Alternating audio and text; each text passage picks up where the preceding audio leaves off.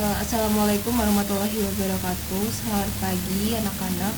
Gimana kabarnya hari ini? Semoga tetap pada sehat-sehat semua ya. Oke. Sebelumnya selamat datang di pembelajaran hari ini. Sebelum kita mulai pembelajaran hari ini, alangkah baiknya kita berdoa menurut kepercayaan, dan di tempat kalian masing-masing berdoa dipersilahkan. Berdoa cukup. Oke, sebelumnya masih ada yang ingat terakhir kita belajar tentang apa? Semoga masih pada ingat ya. Terakhir kita itu belajar tentang lembaga keuangan, asuransi, sama dana pensiun ya. Masih ada yang ingat nggak? Semoga masih pada ingat ya. Kalau misalnya lupa, bisa dibuka lagi materinya. Tapi di sini Bu Rizka akan sampaikan konsepnya aja. Jadi konsep dari asuransi sama dana pensiun tuh kayak gini. Yang pertama asuransi dulu ya. Asuransi itu tuh intinya apa sih? Asuransi itu perjanjian antara kedua belah pihak. Pihaknya itu antara pihak perusahaan asuransi sama pihak yang mengasuransikan. Nah, nanti di situ kan namanya perjanjian ya. Nah, perjanjiannya itu tuh dituang dalam polis asuransi. Jadi namanya itu polis asuransi. Nah, di situ tuh nanti ada perjanjian antara kedua belah pihak itu. Nah, nanti si pihak yang mengasuransikan itu setiap bulan harus membayar yang namanya premi asuransi. Premi asuransi itu tuh kayak angsuran kayak gitu. Jadi angsuran dibayar per bulan itu namanya premi asuransi. Nah, tujuan dari asuransi itu untuk apa? Tujuannya untuk menjamin hal-hal yang tidak terduga di kedepannya, misalnya kayak kecelakaan atau kematian, atau misalnya rumahnya kebakaran dan lain-lain. Jadi kayak gitu, untuk menjamin hal-hal yang tidak terduga di kedepannya. Jadi itu konsep dari asuransi. Nah, asuransi itu macam-macam jenisnya. Ada asuransi perorangan. Jadi asuransi perorangan itu contohnya kayak asuransi kesehatan, asuransi jiwa, asuransi pendidikan, dan lain-lain. Nah, kalau ada juga asuransi yang bentuknya itu barang. Jadi barangnya itu yang diasuransikan. Contohnya kayak mengasuransikan barang-barang mewah, misalnya mobil, terus rumah, dan lain-lain kayak gitu. Nanti dipelajari lagi ya, dibuka lagi materinya. Nah, itu untuk konsep dari asuransi. Nah, yang kedua yang kemarin kita pelajari di minggu lalu itu adalah dana pensiun. Dana pensiun itu tuh apa? Dana pensiun itu adalah lembaga keuangan yang tugasnya itu menghimpun dana untuk keperluan pensiun kayak gitu. Biasanya kalau misalnya nih orang tua kalian itu melek yang namanya finansial, itu mungkin itu menyisihkan pendapatannya yang kemudian disimpan di lembaga dana pensiun kayak gitu. Tujuannya buat apa sih? Tujuannya untuk menjamin keberlangsungan hidupnya setelah dia memasuki masa pensiun kayak gitu, untuk menjamin hari tuanya. Nah, itu yang dimaksud dengan lembaga keuangan dana pensiun. Jadi intinya dia itu yang mengelola dana pensiun gitu, dana untuk keperluan pensiun. Nah, itu materi yang kita pelajari di pertemuan lalu. Kalian bisa buka lagi materinya. Kalau misalnya masih kurang paham, bisa tanya lagi ke Bu Risti gitu ya. Nah, di pertemuan minggu ini, materi yang akan kita pelajari itu tentang lembaga pembiayaan sama pegadaian. Nah, dari dua istilah ini, mungkin istilah yang sering kalian dengar itu pegadaian nggak sih? Ya nggak? Pasti kalian sering banget dengar kata pegadaian ini. Nah, nanti kita akan pelajari dua materi ini tentang lembaga pembiayaan sama pegadaian. Apa sih? Kayak gitu. Intinya apa sih lembaga keuangan ini? Kayak gitu. Oke, kita next saja.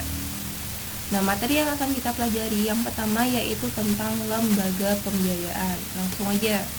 Yang pertama, masuk ke pengertian lembaga pembiayaan. Jadi di sini ada poin yang pertama. Di sini pemerintah pada tahun 1988 melalui Kepres nomor 61 tahun 1988 membuka peluang bagi badan usaha untuk melakukan kegiatan pembiayaan. Hal ini sebagai alternatif untuk menyediakan dana guna menunjang pertumbuhan perekonomian Indonesia. Kegiatan pembiayaan tersebut dilakukan oleh lembaga yang bernama Lembaga Pembiayaan. Jadi di sini tuh kayak latar belakangnya. Jadi gimana sih latar belakangnya? Jadi latar belakangnya tuh kayak gini. Ketika orang-orang dulu membutuhkan modal atau dana untuk mengembangkan usahanya, itu kan mereka pada minjem modal di bank gitu kan. Nah, tapi karena makin banyaknya orang itu yang datang ke bank atau meminjam modal di bank itu tuh tidak mampu memenuhi semua keinginan si calonnya, si yang mau meminjam itu. Jadi dia tidak mampu memenuhi semuanya si banknya itu. Nah, oleh latar belakang itu, maka di tahun ini 1988 melalui pemerintah itu mengeluarkan kebijakan melalui Kepres nomor 61 ini. Nah, di situ pemerintah itu tuh ngomong bagi siapapun yang pengen membuka usaha dalam bentuk kegiatannya adalah kegiatan pembiayaan, silahkan buka aja kayak gitu. Tujuannya untuk apa? Tujuannya untuk membantu orang-orang yang tadi yang membutuhkan modal sama menunjang pertumbuhan perekonomian Indonesia. Nah, lembaga atau usaha yang berkaitan dengan kegiatan pembiayaan itu disebutnya adalah lembaga pembiayaan. Nah, lembaga pembiayaan itu tuh apa? Lembaga pembiayaan adalah badan usaha yang melakukan kegiatan pembiayaan dalam bentuk penyediaan dana atau barang modal. Jadi konsepnya lembaga pembiayaan itu tuh dia badan usaha, kegiatannya di bidang pembiayaan dengan menyediakan dana atau barang modal. Kalau dana itu ya uang ya, modalnya tuh berupa uang, dana. Kalau barang modal berarti modalnya itu berupa barang. Contohnya kayak apa?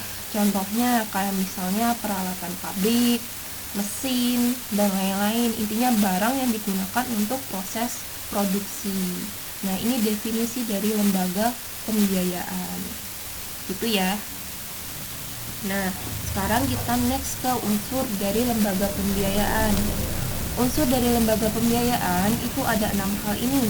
Yang pertama adalah badan usaha. Badan usaha yaitu perusahaan pembiayaan yang khusus didirikan untuk melakukan kegiatan yang termasuk dalam bidang usaha lembaga pembiayaan. Maksudnya gimana sih? Maksudnya adalah lembaga pembiayaan ini bentuk badan usahanya itu adalah perusahaan, yang mana perusahaannya itu tuh bergerak dalam kegiatan usaha pembiayaan. Intinya kayak gitu. Jadi dia tuh perusahaan tapi kegiatannya itu berupa pembiayaan. Kayak gitu. Itu yang pertama. Terus kalau unsur yang kedua yaitu kegiatan pembiayaan, yakni melakukan pekerjaan atau aktivitas dengan cara membiayai pihak atau sektor usaha yang dibutuhkan. Kayak gitu. Jadi ketika misalnya ada pihak, ada seseorang atau perusahaan tertentu yang datang ke lembaga pembiayaan untuk tujuan dibiayai, maka nanti tugasnya si lembaga pembiayaan itu yang melakukan kegiatan pembiayaannya kayak gitu. Jadi dibiayai. Itu unsur yang kedua. Terus unsur yang ketiga, penyediaan dana. Ya, ini perbuatan penyediaan uang untuk suatu keperluan. Maksudnya ya menyediakan dana kayak gitu. Jadi selain membiayai, di lembaga pembiayaan itu dia juga sebagai penyedia dana bagi yang membutuhkan. Terus unsur yang keempat ada barang modal. Barang modal itu apa? Barang modal itu adalah barang yang dipakai untuk menghasilkan suatu atau barang lain. Jadi barang yang dipakai untuk proses produksi. Contohnya kayak tadi mesin, peralatan pabrik atau yang lain-lainnya. Kayak gitu, itu yang dimaksud dengan barang modal. Terus unsur yang kelima itu ada tidak menarik dana secara langsung kecuali untuk dipakai sebagai jaminan hutang kepada bank. Nah, ini yang membedakan antara si lembaga pembiayaan sama si bank. Kalau si bank itu dia bisa menarik dana secara langsung, kalau lembaga pembiayaan dia tidak, kayak gitu. Tapi ada juga yang lembaga pembiayaan itu menarik dana secara langsung oleh masyarakat. Tujuannya untuk digunakan sebagai jaminan hutang kepada bank apabila lembaga pembiayaan itu tuh memperoleh modal melalui utang di bank, kayak gitu. Dan yang terakhir, unsur yang terakhir itu adalah masyarakat. Masyarakat itu apa? Masyarakat adalah sejumlah orang yang hidup bersama di suatu tempat. Jadi 6 unsur inilah unsur dari lembaga pembiayaan. Itu ya. Semoga paham. Oke, kita next lagi ke materi perannya. Peran dari lembaga pembiayaan. Ada 2. Yang pertama sebagai sumber dana alternatif. Itu maksudnya lembaga pembiayaan dapat dimanfaatkan pelaku bisnis ketika membutuhkan dana atau barang modal untuk kepentingan perusahaannya. Jadi ketika ada seseorang atau perusahaan tertentu yang dia itu membutuhkan dana atau barang modal, maka dia bisa datang ke lembaga pembiayaan untuk untuk dibiayai atau difasilitasi, kayak gitu. Jadi sebagai sumber dana alternatif, kayak gitu. Itu yang pertama. Terus yang kedua, berperan penting dalam hal pembangunan, yakni menampung dan menyalurkan aspirasi dan minat masyarakat untuk berperan aktif dalam hal pembangunan. Kalau ini ada kaitannya sama poin 1. Jadi maksudnya kenapa sih bisa menyalurkan aspirasi dan minat masyarakat? Kenapa? Karena kayak gini. Jadi kan kaitannya sama poin 1. Jadi ketika masyarakat itu tuh pengen mengembangkan usahanya. Nah, tapi kan keterbatasan modal. Karena keterbatasan modal akhirnya dia datangnya ke lembaga pembiayaan. Nanti sama lembaga pembiayaan itu difasilitasi, dimodali, dikasih dana atau barang modal. Nah, ketika sudah difasilitasi sama lembaga pembiayaan, maka masyarakat itu kan mendapatkan tambahan modal ya, entah itu dana atau barang modalnya. Nah, itu dana atau barang modalnya itu bisa dipakai sama si masyarakat untuk mengembangkan usahanya. Nah, ketika usahanya itu udah dikembangin, semakin berkembang, maka usahanya kan semakin bagus, pendapatannya juga semakin banyak. Dan nanti si pemerintah itu kan bisa menarik pajak si perusahaan itu. Nah, ketika pajak itu semakin banyak dikumpulin sama si pemerintah, maka kan mendapatkan pendapatan negara yang semakin banyak. Nah, ketika pendapatan negaranya semakin banyak, maka bisa digunakan sebagai pembangunan negara, pembangunan nasional, kayak gitu, intinya kayak gitu. Jadi penjelasannya kayak gitu ya. Oke, semoga kalian paham deh. Oke, setelah itu materi selanjutnya adalah jenis dari lembaga pembiayaan. Jenis dari lembaga pembiayaan itu yang pertama ada perusahaan pembiayaan. Adalah badan usaha yang khusus didirikan untuk melakukan sewa guna usaha, anjak piutang, pembiayaan konsumen, sama kartu kredit. Nanti Bu Desi jelasin di next slide. Itu yang pertama. Kalau jenis yang kedua yaitu perusahaan modal ventura. Adalah badan usaha yang melakukan usaha pembiayaan atau penyertaan modal. Pembiayaan atau penyertaan modal ke dalam suatu perusahaan yang menerima bantuan pembiayaan untuk jangka waktu tertentu dalam bentuk penyertaannya itu tuh saham, dalam bentuk saham, pembelian obligasi, atau pembiayaan berdasarkan pembagian hasil usaha. Jadi di sini tuh sama aja, dia tuh melakukan pembiayaan atau penyertaan modal ke dalam suatu perusahaan, tapi bentuk penyertaannya itu yang beda. Bentuknya lebih ke surat-surat berharga. Kayak ini di sini tadi saham, obligasi, atau ini pembagian atas hasil usaha. Itu yang jenisnya adalah modal ventura. Nah, jenis yang ketiga itu perusahaan pembiayaan infrastruktur. Adalah badan usaha yang didirikan khusus untuk melakukan pembiayaan dalam bentuk penyediaan dana pada proyek infrastruktur. Jadi di sini tuh dia membiayai proyeknya, proyek infrastrukturnya. Misalnya, proyek infrastruktur itu misalnya kayak pembangunan jalan tol atau pembangunan jembatan dan lain-lain. Nah, dari proyek itu nanti dibantu sama si lembaga pembiayaan, tapi jenis lembaga pembiayaannya itu adalah jenis lembaga pembiayaan infrastruktur ini, perusahaan pembiayaan infrastruktur kayak gitu ya. Nah, ini jenis dari lembaga pembiayaan. Nah, untuk perusahaan pembiayaan itu kan tadi ada ini ya, sewa guna usaha, tindak piutang, pembiayaan konsumen dan lain-lain. Nah, kita bahas satu-satu. Nah, yang pertama, sewa guna usaha. Sewa guna usaha itu dilakukan dalam bentuk pengadaan barang bagi penyewa guna usaha. Caranya dengan membeli barang penyewa guna usaha yang kemudian disewakan kembali.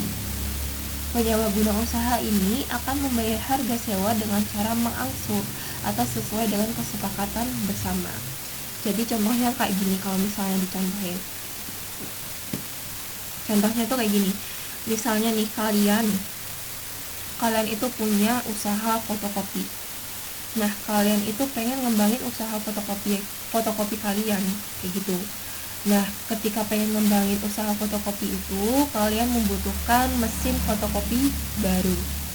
Nah, karena kalian keterbatasan modal, kalian bingung, terus akhirnya datang ke perusahaan pembiayaan. Tapi jenisnya adalah jenis sewa guna usaha. Nah, nanti sama si sewa guna usaha ini nanti akan dibeliin itu mesinnya. Mesin fotokopinya akan dibeliin buat kalian. Tapi dibeliin untuk disewakan kepada kalian. Jadi dibeliin untuk disewa, intinya kayak gitu. Nah, karena kan sewa, nah nanti berarti kalian nanti harus membayar membayar angsuran sewa kayak gitu sesuai dengan kesepakatannya. Nah, nanti kalau udah selesai, itu kan namanya sewa ya, berarti mesinnya itu nanti harus dikembalikan lagi ke perusahaan sewa guna usahanya. Tapi ada dua opsi, bisa dikembalikan atau diambil hak alihnya. Jadi ketika kalian udah sewa terus pengen diambil alih, boleh sama kalian diambil alih itu mesinnya dengan syarat yaitu tadi angsurannya itu harus selesai. Jadi kayak gitu. Jadi intinya sewa guna usaha itu tuh dibelikan, dibiayai, tapi untuk disewakan kembali. Itu yang pertama. Kalau yang kedua itu adalah anjak piutang. Kalian udah pernah dengar piutang? Belum pernah? Kayak gitu. Jadi pertama kayak gini. Anjak piutang itu merupakan pembelian atau pengalihan pengurusan piutang suatu perusahaan. Keuntungan yang diperoleh perusahaan pembiayaan ini berasal dari biaya yang dibebankan kepada klien. Maksudnya piutang tuh kayak gimana sih? Jadi di ekonomi ada dua istilah, namanya utang sama piutang. Kalau utang kalian tahu ya pasti. Kalau utang kan berarti kita meminjam uang. Kalau piutang kebalikannya, berarti kita meminjami uang. Nah, ketika kita meminjami uang ke orang lain, itu bisa dianggap sebagai aset atau hartanya kita. Kenapa? Karena nanti sewaktu-waktu utangnya itu nanti akan kembali lagi menjadi uang dan menjadi hartanya kita, kayak gitu. Misalnya gini, misalnya kelas 10 MIPA 5. Kelas 10 MIPA 5 itu punya utang ke Bu Risti. Berarti kan kalian utang, berarti Bu Risti itu mengutangi kalian. Berarti Bu Risti itu konteksnya piutang ke kalian. Nah, nanti kalau misalnya kelas 10 MIPA 5 itu udah mengembalikan utangnya ke Bu Risti, berarti nanti uangnya itu menjadi harta lagi, menjadi asetnya Bu Risti. Nah, piutang ini bisa dijual belikan atau diambil alih pengurusannya. Maksudnya gini, tadi kan kalian utangnya ke Bu Risti ya, terus sama Bu Risti ini kalian belum bayar ya, maksudnya konteksnya kalian belum bayar, terus berarti kalian masih punya utang, Bu Risti berarti ngutangin kalian kayak gitu. Nah sama Bu Rizky tuh pengen dijual nih piutangnya Bu Rizky. Berarti nanti Bu Rizky jual atau dialihkan ke pihak mana. Nah misalnya dari Bu Rizky alihin ke pihak A, berarti nanti kalian utangnya bukan ke Bu Rizky lagi, kalian utangnya ke pihak A. Jadi nanti kalau misalnya kalian mau bayar, berarti nanti pas 10/5 bayarnya ke pihak A. Nah nanti Bu Rizky sama pihak A itu nanti bakal melakukan transaksinya itu tuh akan mendapatkan keuntungannya itu sesuai dengan beban yang dibebankan, biaya yang dibebankan nanti kesepakatan antara Bu Rizky sama si pihak A itu tadi. Intinya bisa dialihkan ke pengurusannya, intinya kayak gitulah. Nah terus yang ketiga, pembiayaan konsumen. Pembiayaan konsumen itu kegiatan pembiayaan untuk pengadaan barang berdasarkan kebutuhan konsumen dengan sistem pembayaran angsuran atau berkala oleh konsumen. Kalau ini sama sih kayak sewa guna usaha, cuman bedanya kalau sewa guna usaha tadi kan dibeliin, tapi untuk disewakan lagi. Kalau si pembiayaan konsumen enggak, dibeliin tapi utang. Nah makanya dia harus setiap bulan tuh harus membayar angsurannya. Jadi di sini loh sistem pembayarannya angsuran. Kalau sewa guna usaha kan tadi dibeli terus disewakan lagi gitu kan. Kalau pembiayaan konsumen dibeliin tapi utang, jadi dia harus membayar angsurannya begitu. Itu untuk jenis lembaga pembiayaan tapi yang jenisnya perusahaan pembiayaan gitu ya. Semoga kalian paham. Oke, kita next masuk ke prinsip dari kegiatan usaha dari lembaga pembiayaan. Nah di sini singkatannya itu disingkat 5C. Kayak gini, singkatannya 5C. Kenapa? Karena di sini kan lembaga pembiayaan itu kan dia memberikan pembiayaan ya kepada seseorang. Nah ketika pengen memberikan pinjaman itu maka dia harus menilai orang tersebut. Nah prinsipnya itu 5C ini. Nah yang pertama itu adalah karakter ini penilaian terhadap karakter atau kepribadian calon penerima pembiayaan. Tujuannya untuk memperkirakan kemungkinan bahwa penerima pembiayaan dapat memenuhi kewajibannya. Jadi yang dinilai itu dari karakter atau kepribadiannya. Gimana sih karakternya, gimana sih wataknya, gimana sih karakternya, kayak gitu. Jadi dinilai dari itu tadi. Itu yang karakter. Prinsip yang kedua itu ada capacity. Capacity itu penilaian secara subjektif tentang kemampuan penerima pembiayaan. Jadi dinilai dari kemampuan penerima pembiayaannya. Nanti kalau misalnya udah dikasih pembiayaan, orang ini mampu nggak sih bakal bayar angsurannya, kayak gitu, mampu nggak sih kayak gitu. Nah itu yang capacity. Terus yang ketiga capital. Kalau capital ini penilaian terhadap kemampuan modal yang dimiliki sama calon penerima. Jadi yang dinilai itu modalnya gimana sih kayak gitu. Modal yang dimiliki sama si perusahaan ini gimana sih kayak gitu. Kalau misalnya udah dikasih pembiayaan bakal gimana, mampu nggak kayak gitu, dari modalnya yang segitu. Nah itu yang prinsip capital. Terus ada lagi prinsip kolateral. Kalau kolateral itu jaminan yang dimiliki sama si calon pembiayaan. Kalau condition itu berarti kondisi ekonomi di masyarakat. Nah itu prinsip 5C. Paham ya? Semoga kalian paham. Nah langsung saja masuk ke produknya. Produk dari lembaga pembiayaan ada 2. Produk yang pertama lembaga pembiayaan pembangunan dan lembaga perantara penerbitan serta perdagangan surat berharga. Lembaga ini dia itu menghimpun dana dari dalam maupun dari luar negeri dengan mengeluarkan surat atau kertas berharga, melakukan usaha sebagai makelar, komisioner, pedagang dalam pasar uang serta pasar modal. Itu produk yang pertama. Sedangkan produk yang kedua itu adalah leasing atau sewa guna usaha. Ini sama yang kayak tadi Bu Rizky jelasin. Jadi nama lain dari sewa guna usaha itu adalah leasing. Leasing atau sewa guna usaha itu tadi dibiayai untuk disewakan kembali, kayak gitu. Nah, dua produk inilah yang ditawarin sama si lembaga pembiayaan. Oke, gitu ya untuk materi lembaga pembiayaan. Semoga kalian paham. Kalau misalnya masih kurang paham, bisa ditanyakan lagi ke Bu Rizky ya, lewat Google Classroom atau WA Japri.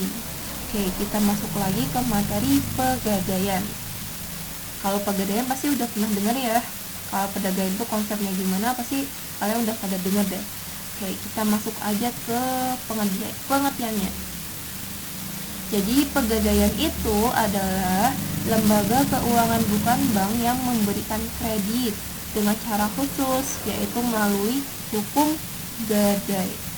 Hukum gadai adalah di mana calon peminjam itu mempunyai kewajiban untuk menyerahkan hartanya sebagai jaminan kepada pihak pegadaian. Dalam hukum tersebut juga termuat pembelian hak kepada pegadaian untuk melakukan penjualan atau lelang atas jaminan tersebut apabila dalam batas waktu pemberian pinjaman sudah habis dan peminjam tidak menebus jaminannya. Jadi kayak gitu. Seperti yang kita ketahui lah, kalau misalnya kita pengen minjem modal di pegadaian, maka yang harus kita lakukan adalah menyerahkan jaminan. Jaminannya itu bisalah barang-barang berharga, kayak gitu, barang-barang berharga versi kalian, misalnya motor, emas, dan lain-lain. Nah, karena kan di sini kan pegadaian itu kan memberikan kredit atau pinjaman ya, berarti kan harus ada dalam jangka waktu tertentu harus dikembalikan itu pinjamannya. Nah, kalau dalam jangka waktu tertentu kita itu tidak mampu untuk mengembalikan pinjaman, maka yang menjadi resiko adalah jaminannya kita tadi. Jaminannya gimana? Jaminannya nanti bisa diambil alih sama si pegadaian, bisa dijual sama si pegadaian atau dilelang. Jadi kayak gitu. Nah, yang kayak gitu tuh itu disebut dengan hukum gadai. Jadi uniknya di pegadaian tuh kayak gitu, dia memberikan pinjaman tapi dengan cara khusus. Cara khususnya itu disebut dengan hukum gadai, kayak gitu ya. Nah, kalau fungsi pegadaian itu yang pertama, mengelola penyaluran uang pinjaman atas dasar hukum gadai dengan cara mudah, cepat, aman, dan hemat. Terus yang kedua, menciptakan dan mengembangkan usaha-usaha lain yang menguntungkan bagi pegadaian maupun masyarakat. Jadi ketika masyarakat pengen menciptakan atau mengembangin usahanya, maka yang diuntungkan bukan cuma si masyarakatnya doang, tapi pegadaiannya juga. Jadi sama-sama diuntungkan, intinya kayak gitu. Terus yang ketiga, mengelola keuangan, perlengkapan, kepegawaian, pendidikan, dan pelatihan. Yang keempat, mengelola organisasi, tata kerja, tata laksana pegadaian. Dan yang terakhir, melakukan penelitian dan pengembangan serta mengawasi pengelolaan pegadaian. Ini fungsi dari si pegadaian. Oke. Nah, kalau dari peran pegadaian itu ada 3. Yang pertama, pegadaian itu menyediakan pola pembiayaan melalui sistem gadai. Tadi kayak gitu, dia membiayai tapi cara khusus. Cara khususnya disebut dengan sistem gadai. Terus yang kedua, membantu masyarakat dalam memenuhi kebutuhan dana secara tunai, cepat, mudah, dan dengan administrasi yang sederhana. Dan yang ketiga, mampu memajukan perekonomian masyarakat, khususnya pengembangan ekonomi kerakyatan. Yang mana ciri dari ekonomi kerakyatan itu adalah adanya usaha mikro, kecil, dan menengah, atau sebutannya singkatannya UMKM. Jadi dengan adanya pegadaian itu mampu memajukan perekonomian masyarakat, khususnya perekonomian yang UMKM. Kayak gitu ya. Oke, semoga kalian paham. Nah, masuk ke jenisnya, jenis dari pegadaian. Jenis pegadaian itu sama kayak bank yang dulu kita pelajari. Jadi di situ ada pegadaian konvensional sama pegadaian syariah. Cara bedainya gampang. Kalau pegadaian konvensional berarti dia tidak menerapkan prinsip-prinsip syariah. Kalau pegadaian syariah berarti dia menerapkan prinsip-prinsip syariah. Kalau konvensional berarti dia atas dasar hukum badai tuh. Tapi kalau si syariah ya menggunakan prinsip syariah, intinya gitu. Sama kayak yang kita pelajari di materi bank kayak gitu. Nah, kalau prinsip kegiatan usaha pegadaian itu ada dua, menghimpun sama menggunakan dana. Kalau yang pertama, pegadaian itu bisa menghimpun dana itu berasal dari mana sih? Nah, jadi gini, dana yang diperlukan oleh pegadaian untuk melakukan kegiatan usahanya bisa berasal dari pinjaman jangka pendek dari perbankan, pinjaman jangka pendek dari pihak lainnya, penerbitan obligasi maupun modal sendiri. Jadi bagi cara pegadaian itu bisa menghimpun dana itu melalui ini, pinjaman di bank, pinjaman dari pihak lainnya, atau menerbitkan obligasi, atau dari modal sendiri kayak gitu. Nah, itu cara dia menghimpun dana. Terus prinsip yang kedua adalah menggunakan dana. Jadi dana yang berhasil dia himpun itu kemudian dipakai untuk mendanai kegiatan usahanya, entah itu untuk uang kasnya atau pembelian aktiva tetap. Aktiva tetap itu kayak contohnya peralatan dan lain-lain. Nah, itu atau digunakan sebagai pendanaan kegiatan operasional, penyaluran dana, atau malah diinvestasikan. Nah, ini prinsip dari kegiatan usaha pegadaian. Nah, yang terakhir itu adalah produk dari pegadaian. Nah, produk dari pegadaian itu yang pertama, pemberian pinjaman, tapi atas dasar hukum gadai kayak yang tadi. Jadi memberikan pinjaman, tapi cara khususnya disebut dengan hukum gadai. Terus yang kedua, penaksiran nilai barang. Jadi bisa jadi produk yang ditawari sama pegadaian itu bisa menaksir nilai barang. Contohnya kayak misalnya kalian mau jual rumah, tapi kalian nggak tahu harga pasarannya rumah tuh berapa sih kayak gitu. Nah, karena kalian nggak tahu, kalian bisa datang ke pegadaian minta tolong ditaksiri nilai rumahnya kayak gitu. Nanti sama pegadaian bakal ditaksir nilainya. Terus bisa juga produk yang ditawarin itu adalah penitipan barang sama jasa lain, misalnya kayak kredit pada pegawai, atau malah penjualan emas. Pernah dengar nggak sih kalian kalau di pegadaian itu kita bisa menjual emas atau beli emas gitu? Nah, itu salah satu produk yang ditawarin dari pegadaian kayak gitu ya. Oke, karena materinya udah selesai, materi pegadaian juga udah selesai. Nah, materi KD 3.5 juga udah selesai, maka agenda untuk minggu depan itu adalah PH atau penilaian harian KD 3.5. Silahkan kalian pelajari materi mulai dari materi OJK sampai materi hari ini pegadaian ya, dipelajari semuanya. Nah, karena penilaian hariannya masih di minggu depan berarti kan kalian masih punya waktu untuk belajar. Nah, ketika kalian belajar, kalian bisa tanya, kalau ke Bu Risti bisa tanya lewat Google Classroom atau WA Jeffrey. Tanya aja kalau misalnya ada materi yang belum kalian pahami, tanya aja bebas begitu ya. Nah, baru minggu depannya kita PH seperti itu.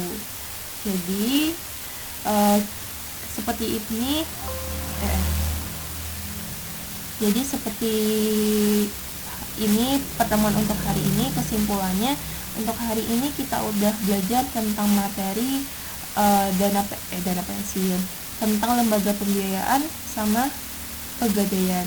Jadi intinya antara lembaga pembiayaan sama pegadaian itu sama-sama lembaga yang memberikan pembiayaan atau melakukan kegiatan di bidang pembiayaan. Cuman yang beda itu hanya di pegadaiannya doang. Kalau pegadaian itu dia memberikan pembiayaan cuma menggunakan cara khususnya yang disebut dengan hukum gadai tadi. Kalau lembaga pembiayaan itu berdasarkan dia memberikan pembiayaan, tapi jenis-jenisnya kan tadi beda-beda ya, kayak tadi jenis-jenisnya kan beda-beda. Nah, karena jenisnya beda-beda itu maka aktivitas yang dia lakukan itu juga ada perbedaannya sedikit. Jadi tapi intinya sama-sama memberikan pembiayaan. Begitu intinya kesimpulan dari pembelajaran hari ini. Oke, silahkan dipelajari lagi ya materinya ya. Silahkan dipelajari lagi, kalau misalnya ada yang kurang paham bisa tanya ke Bu Risti. Oke, karena sudah cukup materi hari ini, semoga apa yang Bu Risti sampaikan hari ini dipahami sama kalian dan bermanfaat buat kalian. Cukup untuk sekian, kurang lebihnya Bu Risti mohon maaf. Semangat belajar. Wassalamualaikum warahmatullahi wabarakatuh.